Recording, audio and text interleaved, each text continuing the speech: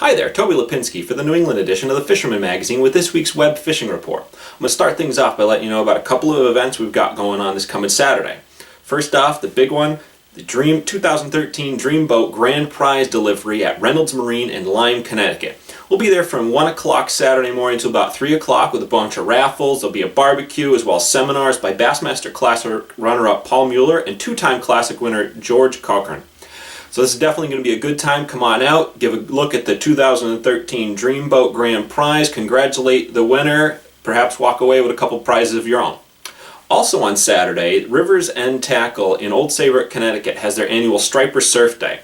There'll be hands-on demonstrations as well as seminars from a bunch of different speakers all day long, including Bill Wetzel, Steve McKenna. I'll be there doing eel rigging demonstration, Dennis Zambrata, Zeno Roman, Adam Romagna, and more. Also have a bunch of tackle reps on hand like Shimano, CTS, Van Staal, Commando, Super Strike, Z-Bass, Tsunami, the list goes on and on. This is always a great event, so come on out. It runs from 10 to 4. I'll be there all day doing the rigging seminars as well as ongoing seminars throughout the day. We've got a couple of management-related issues that have popped up this week. Massachusetts finally approved its fluke, scup, and sea bass regulations for 2014. It's a bit lengthy, so I'm going to put up a news item on the Fisherman.com in the news section, so check that out. You'll get all the details as well as it'll be included in the upcoming printed editions of the Fisherman magazine. Rhode Island finalized their fluke limits for 2014.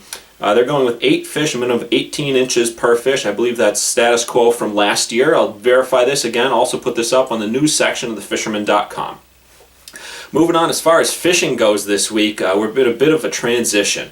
There's still some safe ice to be had in a lot of places. I know guys are seeing upwards of a foot of solid ice in some locations. However, locations along the coast, bigger like water bodies, the rivers, stuff like that are all starting to thaw out with the warming trend that we saw last week. So it's kind of a little mix. You got some guys finding safe ice if you go inland or a little smaller lakes and ponds. Then you got other places like the larger rivers that are starting to become free-flowing. Along the rivers, Connecticut River has already started to produce some of those spring ice-out pike. It's a great fishery, a chance to get some very big fish, and I got reports of anglers catching them both by boat as well as from shore this past week.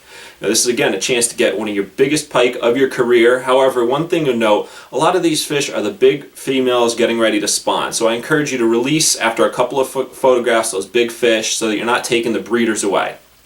Let's see, cod fishing. I'm not even willing to touch that subject this week as things are just hurting. Hopefully, any day now it should kick into gear if Mother Nature would just cooperate with us. So there we go. I'm Toby Lapinski for the New England edition of the Fisherman magazine with this week's web fishing report, wishing you tight lines.